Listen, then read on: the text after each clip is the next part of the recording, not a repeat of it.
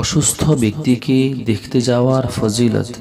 রাসূল করিম সাল্লাল্লাহু আলাইহি ওয়াসাল্লাম বলেন, কোনো মুসলমান রোগীকে সকালে দেখতে গেলে সারা দিনের জন্য ৭০,০০০ ফেরেশতা তার জন্য সকাল থেকে সন্ধ্যা পর্যন্ত গুনাহ মাফের দোয়া করতে থাকে এবং জান্নাতে সে একটি বাগানের মালিক হয়ে যায়।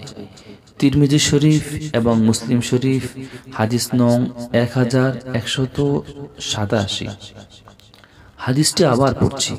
রাসূল করিম সাল্লাল্লাহু আলাইহি ওয়াসাল্লাম বলেন, কোনো মুসলমান রোগীকে কেউ যদি সকালে দেখতে যায় তাহলে সারা দিনের জন্য ৭০,০০০ ফেরেশতা সকাল থেকে সন্ধ্যা পর্যন্ত তার গুনাহ মাফের জন্য দোয়া করতে থাকে এবং সে জান্নাতে একটি বাগানের মালিক হয়ে যায়।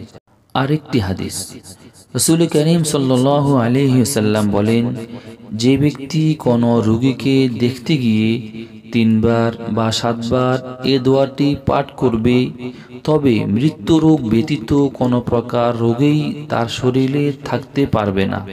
আবার বলছি, রাসূল করিম সাল্লাল্লাহু আলাইহি ওয়াসাল্লাম বলেন, যে ব্যক্তি কোনো রোগীকে দেখতে গিয়ে এই দোয়াটি ৩ বার বা ৭ বার পাঠ করবে, তার শরীরে মৃত্যু রোগ ব্যতীত অন্য কোনো প্রকার রোগ থাকতে পারবে না।